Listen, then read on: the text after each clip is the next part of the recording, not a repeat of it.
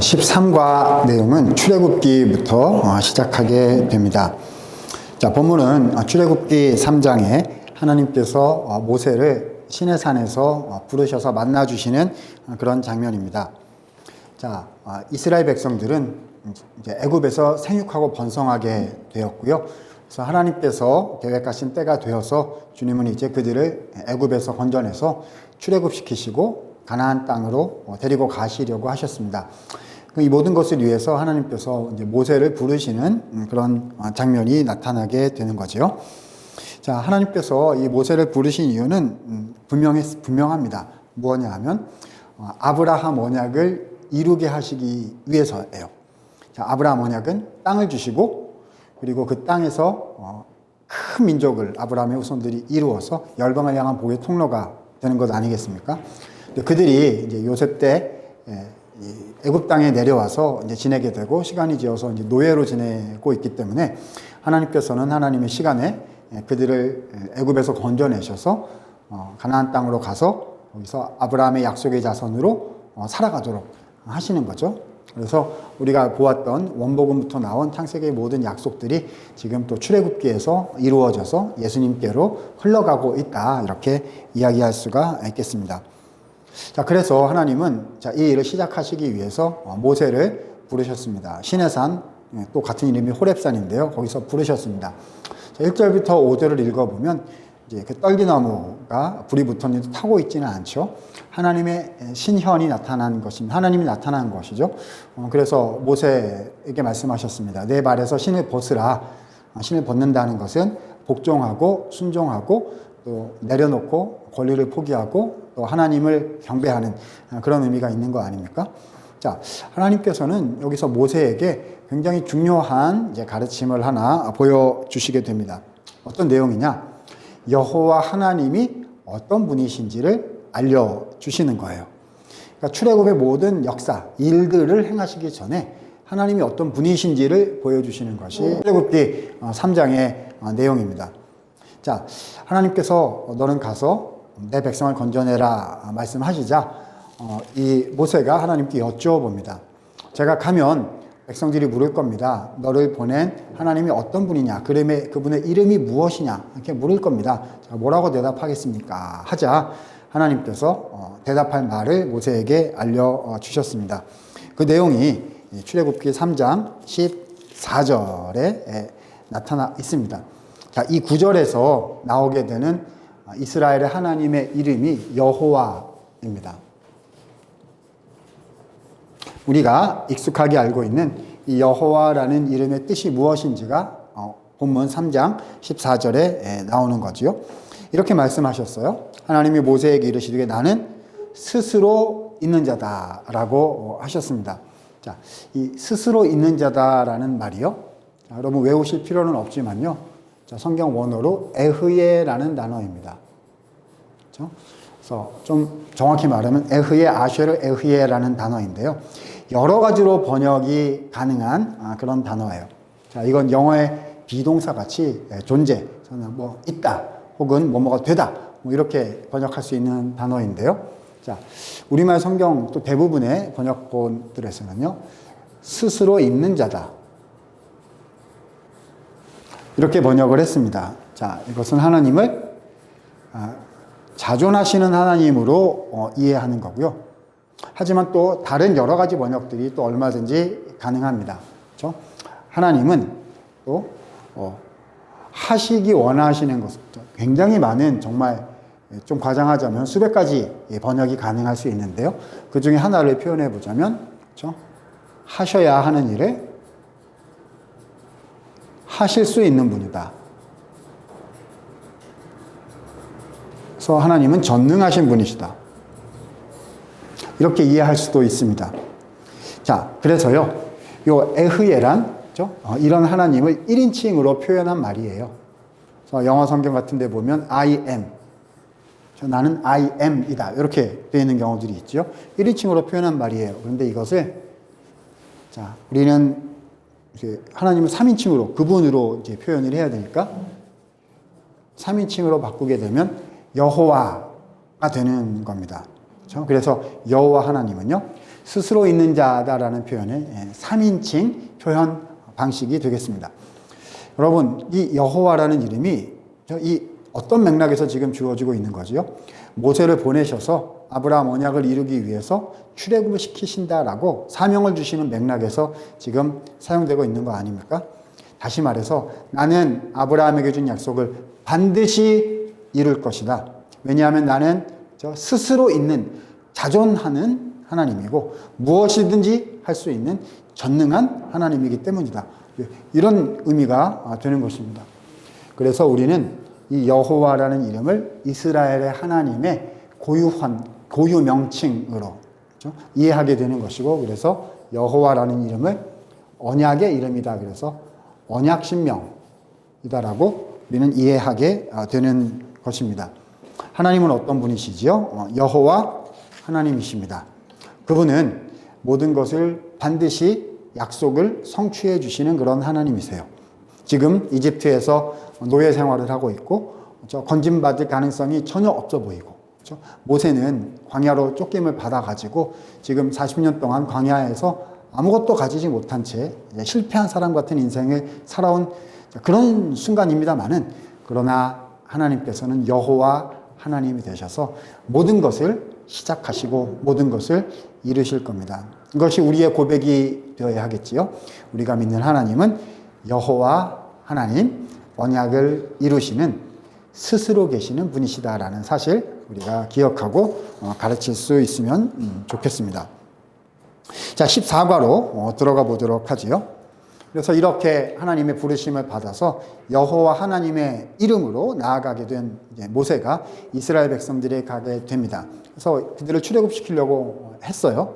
다만 애굽의 바로가 허락하지 않았지요. 그래서 하나님께서는 10가지 재앙을 내리셔서요, 하나님께서만 참 신이신 것을 쭉 보여주셨습니다. 그래서 그 10가지 재앙의 마지막 10번째 재앙으로서 장자가 죽는, 모든 초태생이죠. 태에서 처음 난 것은 전부 다 죽게 되는 장자 죽음의 재앙이 주어지게 됩니다. 그래서 이걸 보고 이제 바로가 안 되겠다 해서 너희는 우리나라를 떠나라, 이렇게 해서 출애굽이 가능해지는 그런 사건이 10번째 재앙으로 우리에게 주어지게 되는 거지요. 자, 그런데 하나님께서는요, 이 10번째 장자 죽음 재앙을 특정하셔서 여기에서 이스라엘의 하나의 절기가 파생되어 나오도록 하셨습니다. 그것이 바로 유월절이라는 절기가 되겠고요. 14거의 본문인 12장이 이것을 자세히 우리에게 설명해 주고 있습니다. 자, 유월이라는 말이 넘어간다라는 말이에요. 하나님께서 사자를 보내셔가지고요, 초태생을 모두 다 죽이실 겁니다. 그런데 유월할 수 있는 길이 있어요. 그 하나님의 죽음의 사자가요, 죽이지 않고 그 집을 넘어가는 그런 방법이 하나가 있습니다. 바로 어린 양을 제물로 잡아서 그 피를요, 문설주와 문지방에 바르게 되면 하나님의 사자가 그 발리워진 그 피를 보고 유월, 그렇죠? 하나님의 심판을 주지 않고 그냥 지나가게 되는, 넘어가게 되는 그런 내용이 되는 거죠. 그래서 하나님은 이 모든 걸 기념하라 하기 위해서 유월절이라는 절기를 제정하고 이스라엘 자손 후대에 계속 지키도록 말씀해 주셨습니다. 여러분, 이 유월절이 중요한 3가지 의미를 우리에게 전달해 주고 있다고 생각이 됩니다. 자, 첫 번째는요, 이 유월절은 장차 오실 예수님의 십자가 사건을 미리 보여주고 있어요. 어린 양의 피로 말미암아 넘어가는 거 아니겠습니까? 이때 어린 양은 장차 오셔서, 어린 양으로 오셔서 우리를 위해서 대신 죽음을 당하여 주시는, 우리의 자리에서 우리의 심판을 대신 지시고 우리의 형벌을 대신 당하시는 예수님의 십자가 죽으심을 가리킨다라고 말씀할 수 있겠습니다. 자, 두 번째요. 여러분, 이 유월절 사건에서 이 장자들이, 초태생이 죽음을 면하게 되잖아요. 그래서 앞으로 이스라엘의 그 장자들은요, 하나님께 드려진 셈으로 셈이 됩니다.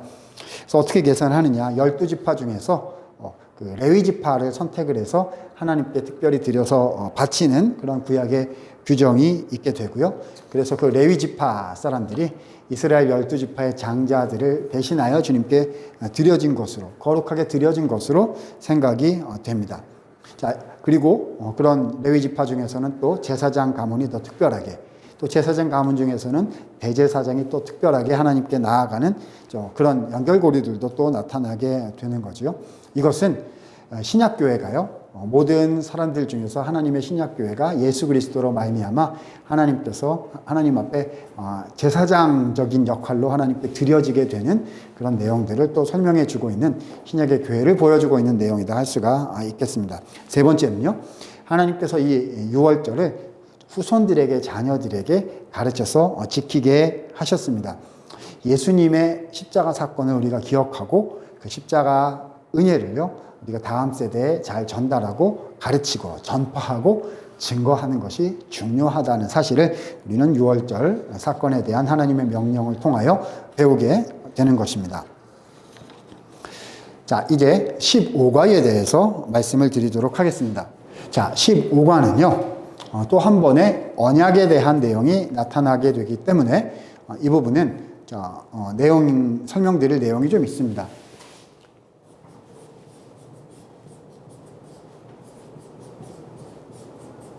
자, 이번에는 신의 산 언약이라는 언약을 우리가 살펴봐야 됩니다. 이 신의 산 언약은요, 사실은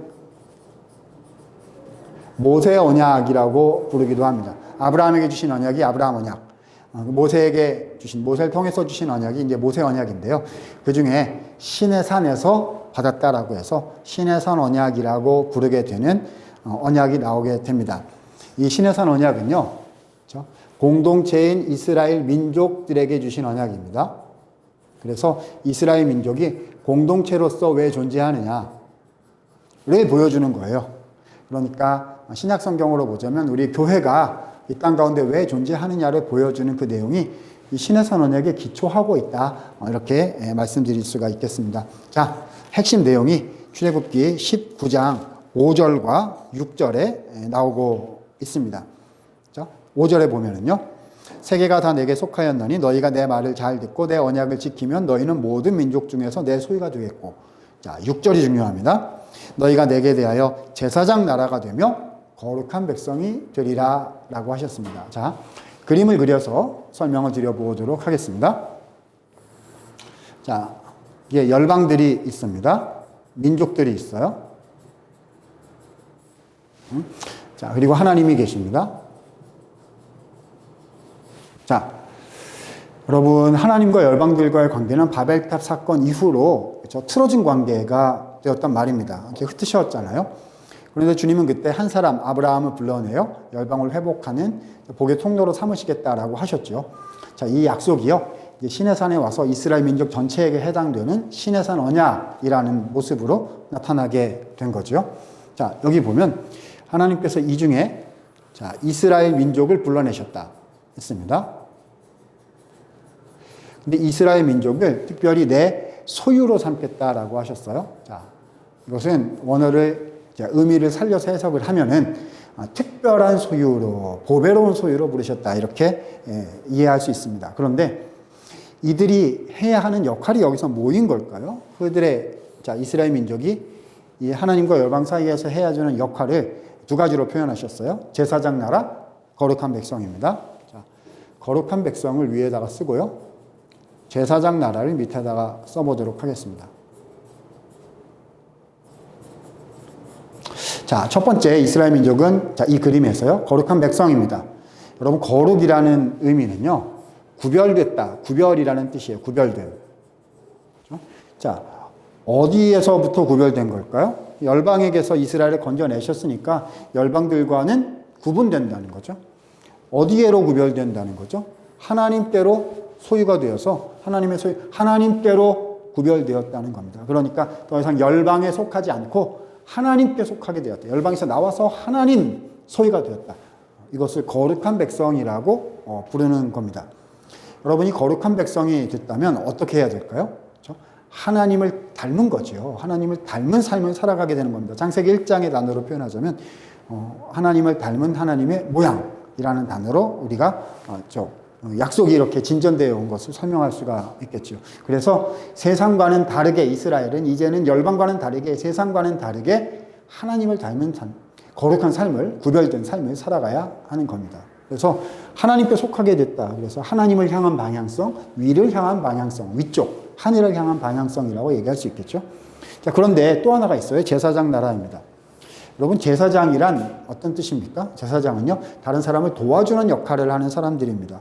그래서 죄인이 죄를 지어서 용서받기 위해서 제물 가지고 오면 제사를 집도를 해서 죄인과 하나님과의 관계가 이제 죄인이 용서받고 하나님과의 관계를 회복하도록 도와주는 역할을 하는 사람이 제사장이에요. 또 율법 말씀에 풀어서 설명해 도와주는 역할을 하는 사람이 제사장이라는 겁니다. 그런데요, 지금 누가 제사장 역할을 한다는 거죠? 이스라엘 민족이요, 제사장 역할을 한다는 거예요. 그러면 누군가를 도와준다는 건데 누군가를 도와주는 걸까요? 열방을 도와주는 거죠. 자, 제사장 나라라는 말은요, 아래를 향한 방향성, 세상을 향한 방향성을 뜻하는 거죠. 그래서 이스라엘 민족이 이제 신의 산 언약 백성이 되어서 세상을 향해 가는 겁니다. 가서 하나님을 보여주고요, 하나님의 말씀대로 사는 삶을 보여주고요, 거룩한 백성으로서의 삶의 모습을 보여주어서 열방이 하나님께 돌아오게 하는 그런 역할을 한다는 거예요. 이때 나라라는 말은 통치라는 뜻이거든요. 그렇죠? 자, 창세기 1장 창조 명령에서 다스리라, 또 형상, 뭐 이런 데서 나왔던 그런 의미이기도 한데요. 그래서 제사장으로서 열방을 다스린다 하는 거죠. 아브라함 언약대로 표현하자면 열방을 향한 복의 통로가 된다. 뭐 이렇게 우리가 표현할 수도 있을 것 같습니다. 자, 그래서요, 신의 산 언약에서는 거룩한 백성 제사장 나라입니다. 세상을 향해 나아가서 그 세상 가운데서 모든 영역과 모든 시간과 모든 공간 가운데 하나님의 통치가 일어나도록 하고요. 그래서 하나님의 나라가 확장되도록 하는 것.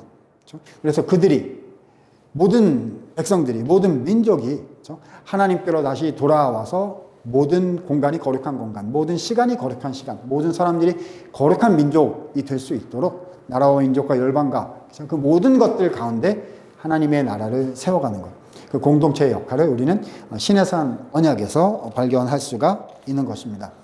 자, 이 신의 산 언약의 내용을 통해서는요, 하나님의 공동체인 신약교회, 그리고 작은 교회라고 또 교회 유비로 우리가 표현하는 가정, 또 하나님께서 우리에게 주신 이런 공동체들이요, 하나님의 나라로 이 땅 가운데 존재하고 있다라는 공동체의 정체성에 관해서 이렇게 알려주시고 또 우리가 적용하고 또 그렇게 살아갈 수 있도록 해주시면 좋겠습니다. 16과로 들어가도록 하겠습니다. 자, 16과는 출애굽기 34장 본문 통해서 우리에게 알려주시는 하나의 사건이 되겠습니다. 자, 출애굽기 34장에는요, 금송아지 사건이라는 사건이 나옵니다. 그렇죠? 금송아지 사건은 어떤 사건이냐 하면요, 우상숭배 사건이었습니다. 그렇죠? 사실요, 이 금송아지 사건 직전에 하나님께서는요, 성막을 건설할 것을 명령하셨거든요. 성막이란 하나님의 임재를 뜻합니다. 그래서 성막을 짓게 되면요, 하나님께서 불기둥, 구름기둥으로 임재하세요. 여러분, 불기둥, 구름기둥은 그냥 따뜻하고, 밤에는 따뜻하고 낮에는 해를 가려줘서 시원하고 뭐 이 정도 의미만 있는 게 아니고요, 하나님의 임재의 의미가 있는 거예요. 불, 구름은 신현현상, 하나님이 오셨다, 신이 오셨다라는 뜻이거든요. 그래서 성막을 짓고 하나님은 이스라엘 백성들에게 한가운데 내려오셔서 함께 거하시고 함께 동행하시겠다, 이런 약속을 주셨죠. 어떻게 가능하냐 하면요, 이스라엘 백성이 거룩한 백성 제사장 나라로 살아가는 하나님의 언약 백성이 되었거든요. 그래서 언약 백성이 됐으니까 우리 함께 동행하자, 함께 거하자, 성막 짓고 내려오신다는 거였어요. 그런데 백성들이 갑자기 금송아지를 만들어서 우상을 숭배한 것 아니겠습니까? 그래서 우상 숭배 사건은요, 이것은 신의 산 언약을 파기해버린 사건이 되는 겁니다. 그렇죠? 그래서 언약 관계가 깨져버려요. 자, 그래서 이 결과 성막 건설이 불가능해집니다. 그렇죠? 이스라엘 백성들이 죄를 지었고요. 그래서 언약 백성이 더 이상 아닌데요. 하나님께서 만약에 성막을 짓고 하나님이 내려오시면 어떻게 될까요? 심판이 임하게 되는 것이었어요. 자, 그래서요, 백성들이 금송아지를 숭배를 하자 하나님께서는 이 백성들을 진멸하겠다라고 말씀하셨습니다. 왜냐하면 주님은 의로우신 분이시니까 죄를 보실 수가 없으시거든요. 자, 그때 모세가 하나님께 기도를 드리게 됩니다. 자, 그 내용이 32장에 나타나 있는데요. 여러분, 우리가 이것들을, 이 내용을 뭐 공과 시간에 다 설명할 수는 없지만, 이제 한번 읽어보시면요. 32장 11절, 12절, 13절에 보면 모세가 아브라함 언약의 내용을 가지고 기도하는 것을 보게 됩니다. 핵심은요. 하나님, 아브라함에게 약속해 주셨잖아요. 큰 민족을 이루고 가나안 땅에 들어가, 그렇죠? 하나님의 나라를 이루게 하겠다는 약속을 주시지 않았습니까? 그러니까 주님, 그 약속을 이루어 주십시오. 하나님 약속을 이루시는 하나님입니다. 이렇게 하나님께 기도를 드려요. 기도를 들으시고 하나님께서는 알겠다라고 하시면서 용서를 해주십니다. 이것이 32장부터 33장까지 모세가 드리는 일련의 기도들, 또 하나님께서 거기에 반응해 나가시는 순차적인 이야기들로 구성이 되어 있습니다. 자, 그런데 그래서 모세의 기도를 들으시고 하나님께서는 자, 백성들이 파기해버린 언약을 회복시켜 주시기로 하셨어요. 이것을 우리는 언약의 재체결이다라고 표현할 수가 있습니다. 그래서 34장에 보면은요, 하나님께서 모세에게 돌판을 다시 만들어 가지고 와라. 그러면 거기다가 내가 십계명을 적어주겠다고 하셨습니다. 다시 말해서 언약 관계가 회복되게 해주시겠다고 약속해 주신 거거든요. 자, 바로 그날, 그래서 두 돌판을 만들어서 같이 가지고 올라간 그날 하나님께서 모세에게 하나님 자신이 어떤 분이신지 하나님의 성품에 관해서 계시를 해주셨습니다. 자, 그 내용이 출애굽기 34장 6절과 7절 말씀에 기록이 되어 있습니다. 자, 특별히 우리가 6절을 잘 보았으면 좋겠어요. 6절에 하나님이 자신에 대해서, 하나님 자신의 성품에 대해서 이렇게 설명해 주셨어요. 여호와라 여호와라 자비롭고 은혜롭고 노하기를 더디하고 인자와 진실이 많은 하나님이라. 자비로우시다, 은혜로우시다, 인자와 진실이 많은 하나님이다. 자, 이런 내용들인데, 자, 비슷비슷한 그런 어휘들이고요. 여기서 핵심되는 어휘를 우리가 하나만 채택을 하자면, 그렇죠? 하나님은 인자하신 분이시다. 자, 이 인자를 하나님의 성품으로 우리는 배워야 하는 거예요. 하나님의 언약의 성품입니다. 자, 왜냐? 여러분이 인자라는 말이요. 아마 한 번씩 들어보셨을 수도 있는데 헤세드라는 말이에요. 우리는 인자 그러면은요, 그냥 너그러운 성품 정도로 생각할 때가 많이 있습니다. 화 잘 안 내고 품이 넓고 그래서 다 받아주고 그런 걸 인자라고 생각하는데요. 그것은 한국 국어 사전에서 나올 법한 그런 이제 우리가 가지고 있는 이해이고요. 성경의 용례, 성경에 나오는 이 인자하심에 대한 이해는 훨씬 더 깊습니다. 자, 질문해 볼게요. 하나님께서 왜 지금 이 언약을 파기해버린 이스라엘 백성, 금송아지 사건 저지른 백성들을 용서해주고 계시죠? 인자하신 하나님이 때문에 용서해 주신다는 건데요. 지금 어떤 맥락에서 왜 그렇게 하시는 거죠? 그렇지요. 자, 모세가 기도한 바로 그 내용입니다. 하나님은 아브라함에게 약속해 주신 그 언약을 이루시기 위해서 지금 이스라엘 백성들을 용서하시고 언약 관계를 회복시켜 주시는 거거든요. 자, 이전에 보았던 출애굽기 3장에서도 비슷하게 나왔던 내용인데 여기서 더 명확하게 드러나는 것입니다. 그래서 인자하심은요, 하나님께서 언약을 반드시 이루시는 언약의 신실함, 이걸 언약적 성실성이라고도 부를 수 있을 것 같아요. 저는 이렇게 표현합니다. 희생을 감수하시면서까지 언약을 반드시 이루어 주시는 하나님의 성실하심. 이것이 인자하심이죠. 사람은 실패해요. 그러나 주님은 실패하지 않으십니다. 사람은 포기해요. 그러나 주님은 포기하지 않으십니다. 그 모든 것을 이기시고 끝까지 약속을 반드시 이루어 내시고야만은 하나님의 성품을 인자하신 하나님, 우리가 이렇게 부르게 되는 것입니다. 여러분이 이 하나님을 아십니까? 우리 학생들에게 물어봤으면 좋겠어요. 하나님을 어떤 분으로 이해하고 있는지 말입니다. 어떤 학생들은 하나님을 그냥 너무 용서해 쉬운 하나님 이렇게 생각하는 학생들이 있을 수도 있고요. 또 어떤 학생들은 하나님이 두렵고 무서워가지고요. 그래서 하나님을 잘못하면 그냥 막 혼내기만 하고 그냥 내다 버리는 하나님 뭐 이렇게 생각할지도 모릅니다. 그렇지 않아요. 자, 성경이 소개하는 가장 중요한 하나님의 성품, 인자한 하나님입니다. 우리를 사랑하셔서요, 끝까지 붙잡아 주시고, 끝까지 변화시켜 주시고, 우리가 완성될 때까지 놓지 아니하시고, 완성해 주시는 하나님, 인자하신, 좋으신 하나님이세요. 자, 이런 하나님을 우리 학생들에게 소개할 수 있었으면 좋겠습니다. 자, 이제 우리 17과로 들어가도록 하겠습니다. 자, 17과부터는요, 우리가 10계명에 대한 내용을 차례차례 생각해 보게 됩니다. 여러분, 출애굽기에 나오는 내용이거든요. 자, 다시 말해서 이것은 시내산 언약과 관련된 개념입니다. 지금 율법 이야기를 하고 있는 거거든요. 자, 한번 생각해 봅시다. 여러분, 출애굽기의 20장에요. 10계명이 왜 주어졌을까요? 자, 잘 이해하셔야 되는데요. 10계명은 무엇이냐? 다시 말해서 율법이죠. 율법은 무엇이냐? 언약 백성들이 살아가는 삶의 원리입니다.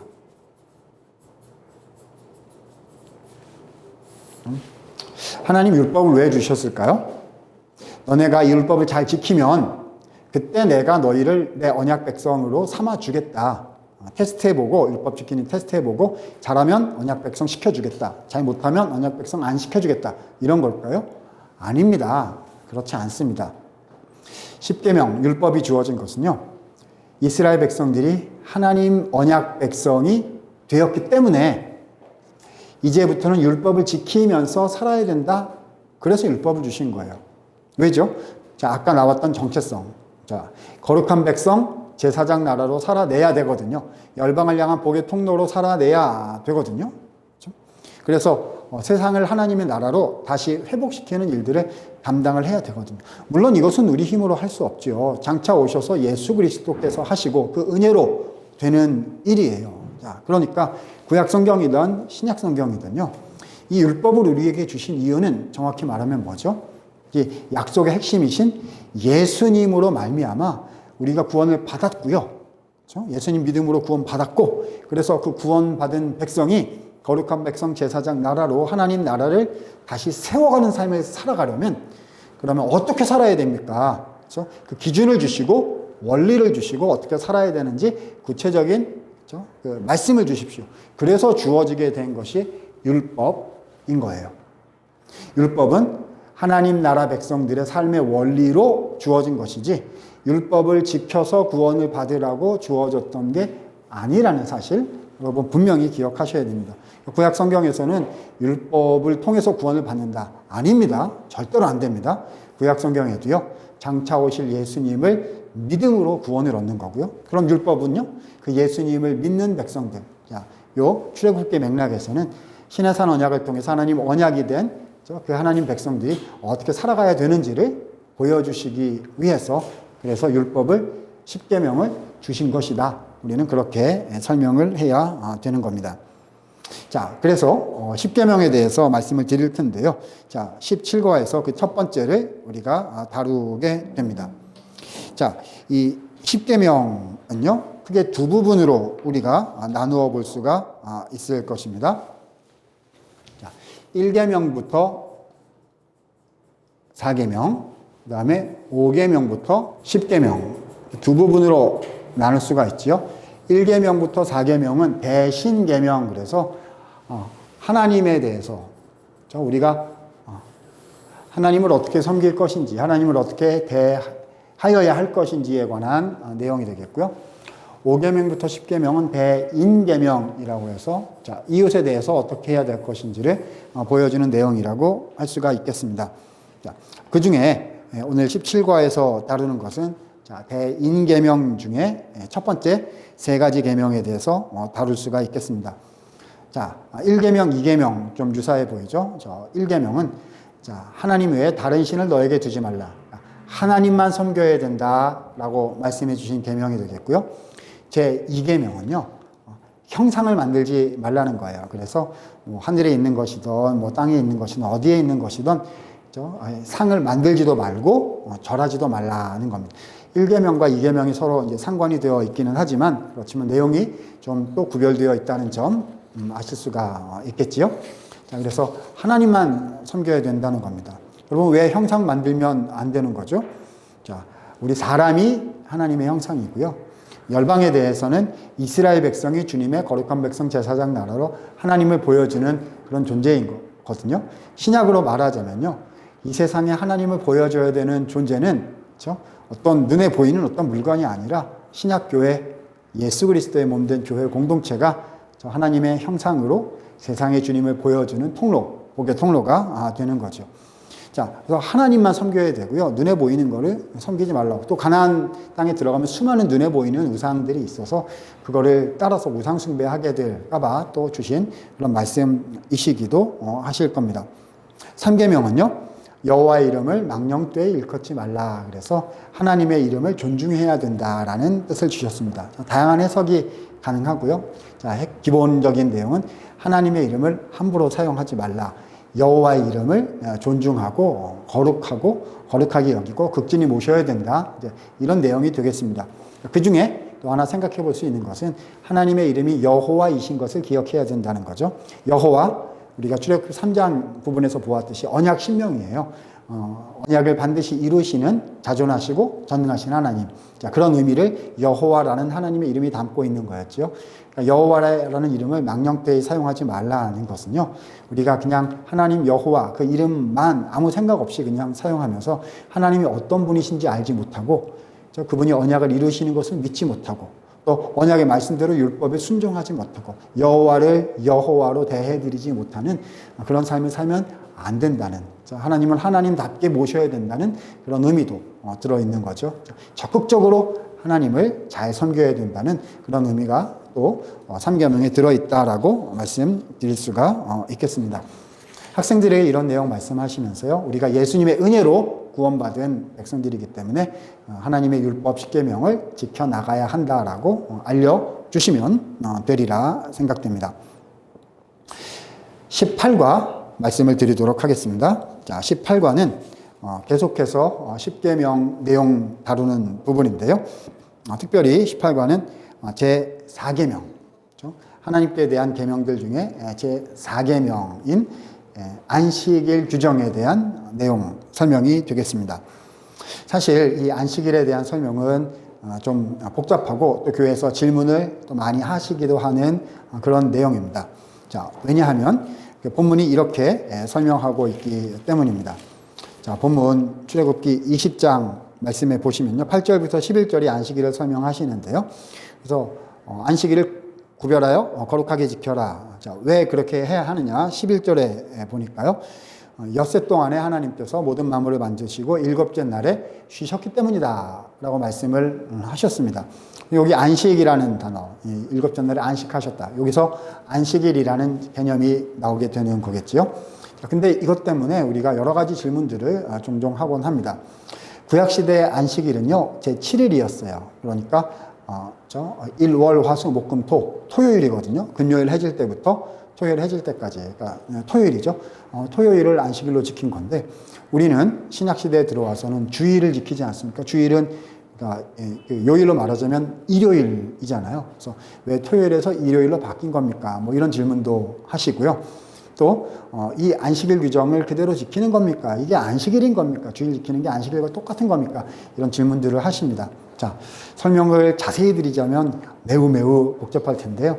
핵심적인 말씀을 드리자면 이렇게 말씀드릴 수 있겠습니다. 여러분, 6일째 지으시고 7일째에 쉬셨기 때문에 안식일이 나온 거다 했잖아요. 창세기 2장 1절부터 3절에서 그 내용이 바로 거기 기록되어 있습니다. 거기 무슨 내용이 강조되어 있냐 하면은요, 하나님께서 하시던 일을 마치셨기 때문에 7일째에 쉬신 거다. 이게 창세기 2장 1절부터 3절의 내용입니다. 여러분, 거기서 마치셨다, 하나님이 마치셨다라는 것은 완성하셨다라는 뜻이거든요. 그래서 6일 동안 하신 창조를 완성하셨기 때문에 7일째에 쉬신 겁니다. 힘들어서 쉬신 게 아니잖아요. 완성, 안식의 가장 중요한 핵심 의미는 완성함에 있습니다. 그런데요, 여러분, 이 아담과 하와의 범죄 타락으로 말미암아서요, 이 하나님의 완성, 그렇죠? 이 하나님의 안식이 깨져버리고, 그렇죠? 없어져 버렸다는 말입니다. 그래서 그 안식을 회복하시기 위해서 지금 약속들도 주시고 이제 장차 예수님이 오시는 거 아닐까요? 그래서 하나님은 예수님이 오시기 전까지요, 구약 백성들에게 안식일, 일주일에 하루 안식일을 지키라고 하신 거예요. 장차 예수님이 오셔서 이 모든 안식을 다 회복시키실 건데요. 그 예수님이 오시기 전까지는 일주일에 적어도 하루는, 그렇죠? 에덴 동산에서 하나님이 완성하신 것처럼 그렇게 하나님의 안식을 누리면서 살아가는 날로 삼아라. 무슨 의미죠? 장차 예수님이 오셔서 이 안식을 회복시켜 주실 것을 믿음으로 고대하면서 적어도 일주일에 하루는 그 안식이 진짜 회복된 것처럼 살아가라. 이렇게 말씀해 주신 거예요. 여러분, 이 모든 것을 누가 완성시키시는 거죠? 그러니까? 그렇죠. 신약 성경에 오신 예수님께서 완성하시는 거예요. 그래서 예수님은요, 안식일 날, 그렇죠? 병도 고치셨어요. 필요하면 움직이는 일도 하셨고요. 예수님의 제자들은 배가 고플 때 음식을 이렇게, 그렇죠? 그 곡식을 이렇게 따서 먹기도 했습니다. 자, 그 행위 자체보다 더 중요한 것은요, 뭐죠? 완성, 회복, 누가 하시는 거죠? 주인공은 예수님이신 거예요. 그래서 예수님께서 이 중요한 안식의 의미를 가지고 십자가로 가셔서 죽으시고 부활하셔서, 그렇죠? 부활하심으로써 모든 안식을 회복을 시키시고 하나님의 나라를 완성을 하신 겁니다. 그래서요, 구약의 토요일을 지키던 안식일 제도는요, 완성이 되고 종결이 된 거예요. 이제는 일주일에 하루뿐만이 아니라 월, 화, 수, 목, 금, 토일 모든 시간이 안식이 충만한 날로 구속함 받고 회복이 된 겁니다. 그러니까 이 하루만 거룩한 날이 아니라요, 일주일의 모든 날이 거룩한 날이죠. 주일 와서 거룩하게 주님을 섬기고요, 또 세상에 나가서 또 거룩하게 하나님 백성으로 살아가는, 거룩한 시간의 백성으로 살아가는 거죠. 그러면 우리가 왜 하루를, 그렇죠? 주일로 거룩하게 구별해서 지켜야 하는 걸까요? 십계명은요, 우리에게 영속적인 영원한 삶의 원리, 언약 백성의 삶의 원리로 지어진 거예요. 그렇죠? 우리는 예수님, 초림하신 예수님을 믿지만 장차 오실 예수님께서 진짜 모든 걸 완성하실 때까지 또 열심히 신앙생활을 해 나가야 하잖아요. 그러니까 우리가 지키는 신약의 주일은 구약의 안식일은 아닙니다. 안식일은 종결되고 완성된 거예요. 하지만 구약에서 안식일을 지켰던, 그렇죠? 그들을 본받아서, 이건 이제 유비라고 얘기하는데, 마치 구약에서 그랬던 것처럼 적어도 하루를 이 십계명, 사계명의 원리를 지키면서 우리도 거룩하게 구별하여 지키는 겁니다. 그럼 어느 날 지켜야 될까요? 왜 7일째인 토요일을 안 지키고 일주일에 1일인 일요일을 지키는 걸까요? 완성입니다. 완성 핵심은. 구약시대 때 언제 완성이 됐죠? 7일째 완성되어 쉬셨고, 7일째 완성하셨으니까 7일을 지킨 거고요. 자, 그럼 신약시대 때는 언제 완성이 됐죠? 예수님이 죽으시고 부활하신 날 언제입니까? 안식 후 첫날, 안식일 다음 날, 일요일이거든요. 그래서 예수님께서 부활하신, 그렇죠? 그 일요일을 우리는 주의 날로 거룩하게 구별하여 하나님께 모여서 예배드리며 지키는 겁니다. 그리고 월화수목금토 일상의 삶도 마치 주일 교회에서 예배를 드리는 것처럼 최선을 다해서 하나님을 섬기는 거룩한 백성, 신자의 삶으로 살아가는 거지요. 그러니까 예수님의 부활로 말미암아 우리는 주일을 지키게 된 것입니다. 이것이 십계명, 사계명을 신약시대에 지키는 삶의 원리로 이렇게 이어지게 된 내용이다. 예수님의 부활, 안식의 회복이 핵심이다. 그래서 우리는 주일과 모든 일상의 삶에서요, 예수님을 통해서 우리에게 주신 그 안식의 회복, 하나님 나라의 건설, 이것을 최선을 다해서 해나가는 하나님의 백성이 되어야 할 것이며, 또 주일을 거룩하게 지키는 십계명, 사계명에 순종하는 삶을 우리가 또 살아야 할 것입니다. 19가 설명드리도록 하겠습니다. 자, 19가는요, 5계명부터 10계명, 이웃에게 대해서 어떻게 우리가 언약 백성으로서, 하나님 나라 백성으로서 살아가야 될 것인지를 차근차근 설명을 해 주십니다. 먼저 5계명은요, 가장 첫 번째 내용으로 부모를 공경하라. 그러면 하나님께서 너에게 주시는 그 땅에서 내가 오래 살게 될 것이다 라는, 생명이 길게 될 것이라는 그런 약속을 보여주십니다. 자, 여기 이제 부모님을 공경한다라고 나와요. 자, 이 부분에 대해서는 가족 사랑교회 뒤에서 조금 더 설명을 드리도록 하겠습니다. 자, 그래서요, 여기서는 인간에 대해서 우리가 어떻게 할 것인지 그 핵심적인 원리를 부모님에 대해서 우리가 어떻게 대하는지를 통해서 알 수 있게 된다라는 내용으로서 1계명부터 4계명 하나님께 대한 것이듯이, 자, 그것이 이웃에게 들어오게 될 때 맨 먼저 우리가 가정에서 부모님 어떻게 공경할 것인지에 대해서 연결시켜서 첫 번째로 표현하고 계시다 말씀드릴 수가 있겠고요. 여기에서 그 땅에서 생명이 길다라는 내용, 우리가 흔히 장수한다, 오래 산다 정도 개인적인 의미로 해석을 하곤 하는데, 물론 그것도 가능할 것입니다. 하지만 조금 더 추가적으로 설명을 한다면요, 땅에서 오래 생명을 누린다. 자, 땅, 아브라함 언약에 나왔던 그 하나님 나라 분깃에 대한 그런 의미이기도 하거든요. 그러니까 이스라엘 백성들이 가나안 땅에 들어가서 가나안 땅에 계속해서 거주하면서 풍성한 복을 누리게 된다, 이런 의미가 될 수 있고요. 우리 개인 또 공동체적인 측면에서는요, 하나님의 나라의 유업을 받아서 하나님 나라의 복을 누리고 그것을 전하고 그것을 베풀 수 있게 되는 진짜 복된 삶을 살아갈 수 있게 된다. 이런 좀 적용하는 의미로도 우리가 충분히 볼 수가 있을 것입니다. 자, 6계명부터 10계명까지 이제 5가지 계명들은요, 뭐뭐 하지 말라라는 계명들로 주어지게 됩니다. 살인하지 말라, 간음하지 말라, 도둑질하지 말라, 또 탐심을 이웃에 거짓 증거하지 말라, 그리고 탐심을 품지 말라라는 5가지 계명들이 나타나게 됩니다. 자, 이 5가지 계명들을 제가 하나씩 다 설명드릴 수는 없을 텐데요. 이 계명들은요, 거기 말하는 그 내용만 이야기하시는 것은 아니에요. 자, 이것은 삶의 원리로 우리의 모든 전반적인 삶에 적용이 되어야 하는 기본적인 틀로서의 원리거든요. 예를 들면 도적질하지 말라라는 거는요, 삶에서 우리가 다른 사람의 영역에 대해서 존중을 하고 또 하나님께서 나에게 주신 것들을 풍성히 누리고 하는 이런 다양한 방식으로 우리가 우리의 삶에 폭넓게 적용해 갈 수 있는 그런 원리들이라는 것입니다. 그래서 이런 내용들을 또 우리가 학생들에게 언약 백성의 삶의 원리로서 설명할 수 있었으면 좋겠습니다. 자, 20과 내용 말씀드리겠습니다. 자, 20과부터 나타나는 내용들은요, 자, 레위기, 또 민수기, 이렇게 출애굽기 이후에 나타나는 오경의 책들에 대한 설명이 되겠습니다. 자, 그 중에 20과는요, 레위기에 나타난 그런 본문이 되겠습니다. 여러분, 레위기라는 책은 상당히 특별한 책입니다.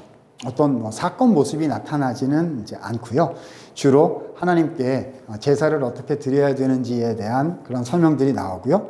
또 이스라엘 백성들이 거룩한 백성 되지 않았습니까? 그래서 언약 백성으로 거룩한 백성 제사장 나라로서 그들의 삶 속에서 어떻게 거룩한 하나님의 백성의 그 거룩성을 유지해 갈 것인지를 보여주고 있는 그런 내용들이, 그러니까 규정에 대한 설명들이 되게 많이 나타나는 책이다, 이렇게 보시면 되겠습니다. 그 중에서 우리 20과에서는요, 레위기 10장에 나타나는 한 가지 사건에 대해서 우리가 좀 보려고 합니다. 사실 이 10장 이전에 1장부터 7장까지는 5대 제사라고 부르는 5가지 제사에 대한 설명이 나오고 있고요. 또 8장과 9장에서는요, 제사장에게 기름 부어서 제사장 임직을 어떻게 시키는지, 이제 제사장 위임식이라고 하는데 그 위임식을 위한 제사는 어떻게 드려야 되는지를 쭉 설명해 주시는 그 제사 내용들이 나타납니다. 그리고 나서 우리 10장에 한 가지 특별한 사건이 보여지게 되는데요. 자, 아론의 아들 제사장이었던 나답과 아비후가 하나님 앞에 이제 올바른 그런 제사의 행위를 하지 못해서 심판을 받게 된 그런 사건이 레위기 10장에 이제 나타나 있습니다.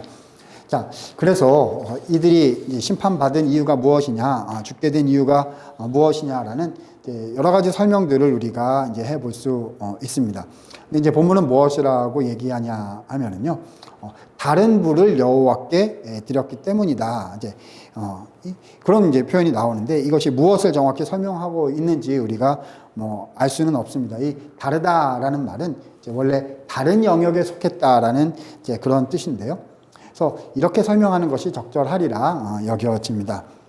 하나님께 제사를 드릴 때요, 하나님께서 말씀하신 그 규정을 잘 지키고 거기에 순종하면서 온 마음을 다해서 제사를 드렸어야 하는데요, 이 나답과 아비후가 그렇게 하지를 못했다는 거죠. 레위기 10장 뒷부분에 이제 가서 보면은요, 그때 이제 성소를 섬기고 그 제사를 그렇게 섬길 때 술을 먹지 말아야 한다라는 내용이 이제 뒷부분에 좀 나오는 그런 부분을 읽어볼 수 있습니다. 자, 이런 것들을 종합적으로 우리가 판단을 해보게 될 때요, 이제 레위기 10장에서 우리가 배워야 하는 부분은 하나님께 드려야 하는 이 제사가요, 최선을 다해서 하나님께서 명령하신 대로 잘 지켜지고 잘 드려져야 했었는데, 거기에서 그렇게 되지 못했을 때 하나님께서 진노하시고 아답과 나비후에게 이런 결과가 오게 됐다. 자, 우리가 그런 교훈을 얻을 수가 있게 된다라고 생각해 볼 수 있습니다.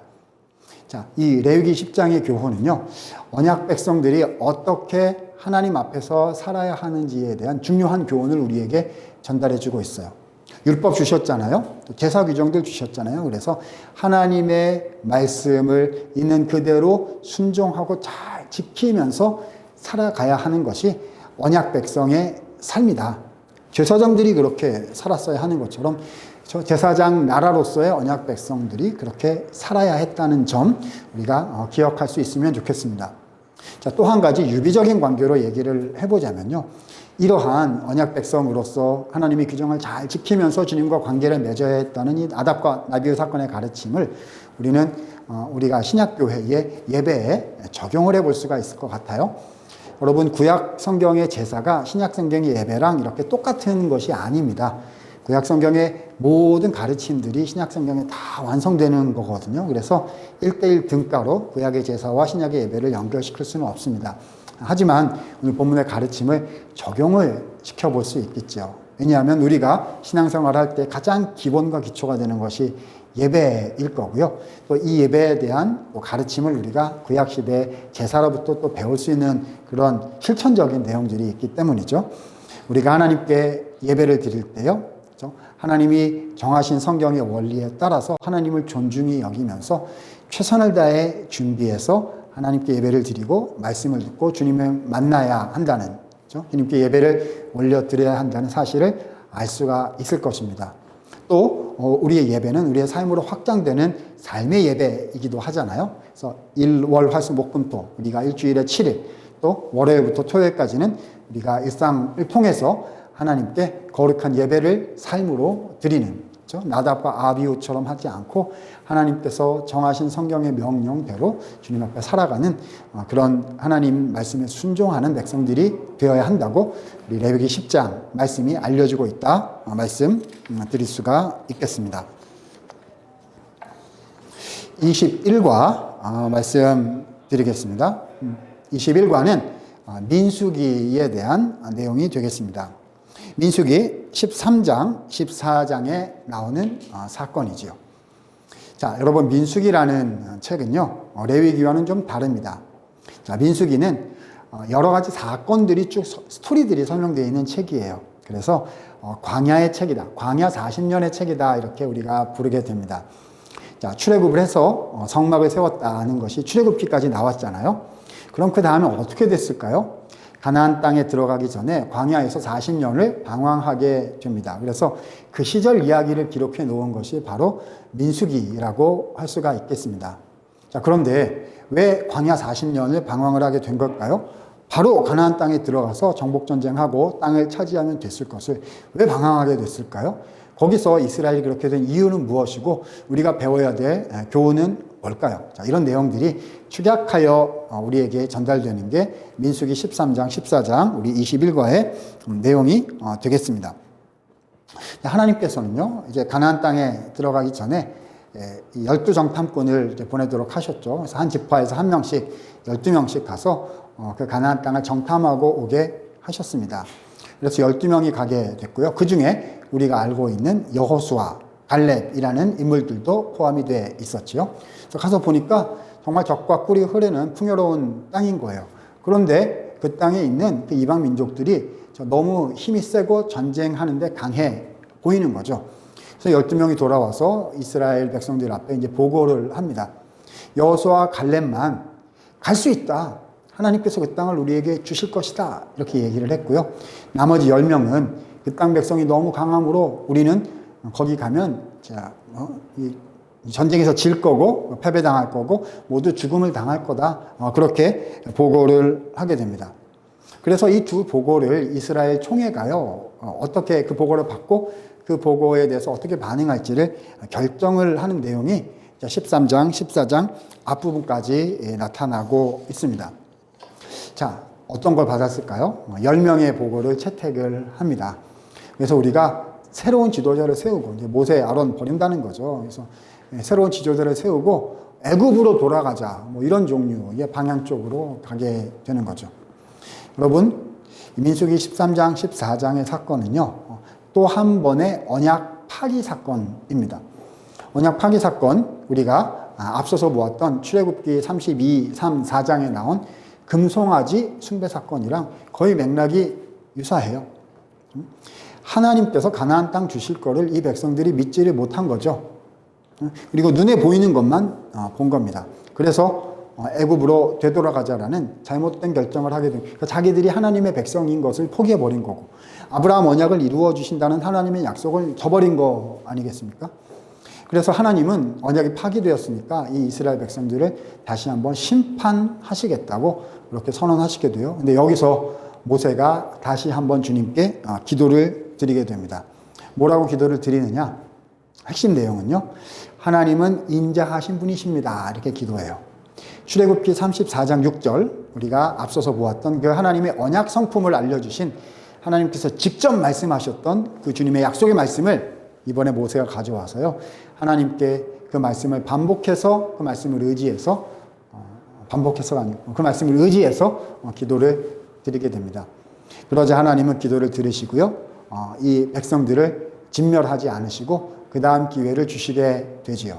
그래서 그때 하나님 앞에 잘못을 범했던 그 백성들은 자연사하게 됩니다. 가나안 땅에 들어가지 못하게 되고요, 광야에서 방황하다가 나이 먹어서 이제 죽게 되는 그런 일들이 벌어지게 되고요. 하지만 그 다음 세대, 2세대는 가나안 땅에 들어갈 수 있게 된다라고 주님께서 허락을 해주셨습니다. 그리고 그 1세대 중에, 광야에서 죽어야 하는 세대들 중에 2명, 하나님의 약속을 신뢰했던 2명, 누구죠? 여호수아, 갈렙, 이 두 사람은 가나안 땅에 2세대와 함께 들어갈 수 있게 된다라고 주님이 약속을 해주신 거죠. 그래서 광야 40년 동안요, 이스라엘이 머물러야 했던 그 광야라는 공간과 시간은요, 이스라엘 백성들이 하나님 앞에 변화될 수 있었던 훈련의 기간, 성장의 기간, 말씀 앞에 새롭게 되는 기간이었다라고 우리가 이해할 수 있겠습니다. 여러분, 하나님이 우리 인생에 어려움도 주시고 광야의 시간 주실 때 있어요. 이해할 수 없는 고난이 올 때도 있고요. 또 어떤 때는 이스라엘 백성들처럼 우리가 믿음이 부족해서, 우리가 죄를 범해서 그런 어떤 대가를 지불해야 되는 순간이 있을 수도 있습니다. 참 어려운 곳 광야지요. 그런데 그 광야에서 우리가 어떻게 해야 될까요? 하나님을 버리고 세상의 방책을 따라가면 안 됩니다. 어떻게 해야 되지요? 우리 하나님이 좋으신 분이시며 약속을 반드시 이루시는 분이시며 오히려 이 광야의 순간을 통해서 우리를 새롭게 하시고 더 성숙하게 하시고 하나님의 약속을 이루는 주님의 용사로서 하나님 변화시키실 수 있는 그런 기간임을 꼭 기억해야 되는 겁니다. 그럴 때 광야를 벗어나서 가나안 땅으로 들어갈 수 있는 거지요. 자, 광야에서 만나주시는 하나님을 믿고 고난과 어려움의 시간 가운데 오히려 신앙의 성숙과 변화를 도모해야 한다. 이런 사실을 오늘 말씀 내용을 통해서 우리가 학생들과 함께 또 나눌 수 있었으면 좋겠습니다. 22과 설명드리겠습니다. 22과는 신명기에 대한 말씀이 되겠습니다. 신명기라는 책은 이제 레위기랑 좀 비슷해요. 그래서 어떤 사건들, 스토리들은 잘 나타나지 않습니다. 신명기는요, 그 책 자체 거의 대부분이 율법에 대한 설명입니다. 자, 율법 언제 나온 적이 있었지요? 아까 출애굽기에서 출애굽기 20장을 중심으로 해서 율법, 십계명이 주어진 적이 있었지요.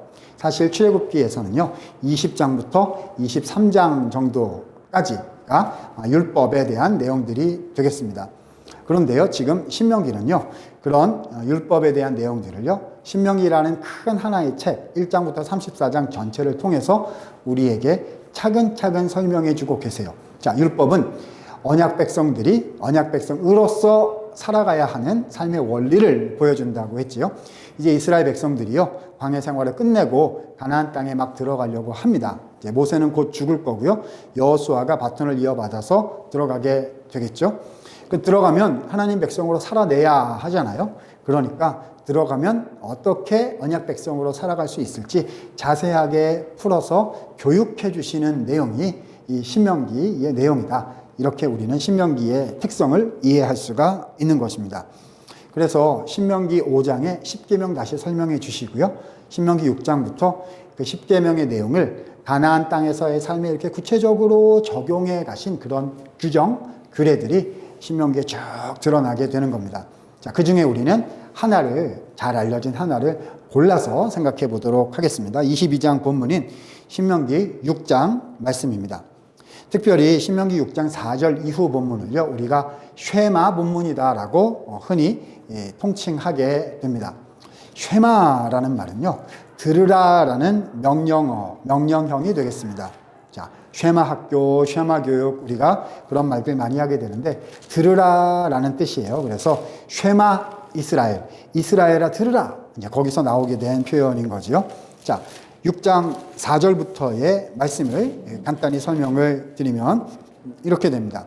6장 4절에 보니까요, 이스라엘에 들으라, 우리 하나님 여호와는 오직 유일한 여호와시다라고 말씀하셨습니다. 자, 이 구절은 여러 가지로 설명할 수 있어요. 하나님은 유일한 분이시다, 이렇게 할 수 있고, 또 하나님은 요 이스라엘의 여호와 뿐이시다, 한 분이시다. 여러 가지로 우리가 번역하고 설명을 할 수가 있는데요. 자, 모든 내용을 종합하면 당연히 10계명, 1계명, 2계명, 3계명에서 얘기하는 유일신사상 하나님만 섬기고 이방은 섬기지 말고 형상도 만들지 말고, 이런 모든 내용과 잘 연결이 된다라고 할 수가 있겠습니다. 그러니까 쉐마의 핵심은요, 하나님만 섬겨야 된다는 거예요. 하나님 한 분뿐이시니 그분만 섬겨야 된다는 것입니다. 자, 그러면 그 하나님을 한 분으로 어떻게 섬길 수가 있겠습니까? 자, 그 설명이 5절, 바로 다음 구절에 이렇게 나와요. 너는 마음을 다하고 뜻을 다하고 힘을 다하여 내 하나님 여호와를 사랑하라. 예수님께서 율법의 가장 큰 계명이라고 설명해 주신 바로 그 내용이기도 합니다. 뜻을 다해서, 마음을 다해서 하나님 사랑하라는 거예요. 여러분, 하나님만 섬긴다는 거는요, 소극적인 뜻이 아니에요. 하나님만 섬긴다는 것은 온 마음을 다해서 하나님을 사랑하는 것입니다. 자, 그러면 어떻게 해야 온 마음을 다해서 하나님을 사랑할 수 있을까요? 자, 6장 6절에 보면 이렇게 말씀하셨어요. 오늘 내가 내게 명하는 이 말씀을 너는 마음에 새겨라 라고 하셨습니다. 말씀을 마음에 새기라는 거예요. 성경 원문을 정확히 표현하면요, 이 하나님의 말씀이 너의 마음에 있게 하라 라는 겁니다. 자, 여러분, 하나님만 섬기는 것은 하나님을 사랑하는 것이고요, 하나님을 사랑하기 위해서는 하나님의 말씀이 우리의 마음에 들어와야 하는 거예요. 그래서 6장 7절부터 8절 9절에는요, 말씀을 가르치고 강론하고 배워라, 이렇게 돼 있고요. 그래서 유대인들이 하나님의 말씀, 구약 성경을 암송하게 되는 바로 그런 내용이 여기에 나오는 겁니다. 여러분, 쉐마 본문은요, 우리에게 하나님만 섬기라고 말씀해 주시고, 그리고 그것은 하나님을 사랑하는 거라고 말씀해 주시고요, 그 사랑하기 위해서는 하나님의 말씀이 우리 가운데 거해야 한다는 것을 알려주십니다. 어떻게 이 쉐마 본문을 우리가 적용해야 할까요? 우리도 이 하나님의 말씀, 성경 말씀을 가르치고 배우고 익히고 암송하기에 힘써야 될 것입니다. 자, 말씀을 가르치고 배웁시다. 첫 번째고요. 두 번째는 무엇일까요? 이 말씀이 우리 안에 어떻게 들어오게 될 수 있을까요? 신약 성경에 요한복음에서는요, 예수님 말씀하셨어요. 내가 장차 보혜사를, 그러니까 성령님 말씀하는 거죠. 성령을 너희에게 보낼 텐데 모든 말씀을 너희에게 깨닫게 하고 생각나게 하실 것이다 하셨거든요. 자, 우리 개혁주의 신학에서 말씀을 깨닫게 하시고 말씀을 이루시는 분은 바로 성령 하나님이세요. 그래서 우리가 하나님의 말씀 배우고 익히고 암송하고 노력해야 되고요. 그리고 또한 성령 하나님께서 우리 가운데 역사하셔서 그 말씀이 우리 속에 이루어지도록 또 우리에게 힘 주시고 지혜 주셔서 그 말씀을 실천할 수 있도록 성령께서 역사해 달라고 우리가 또 간구하고 또 그렇게 실천하도록 노력해야 할 것입니다.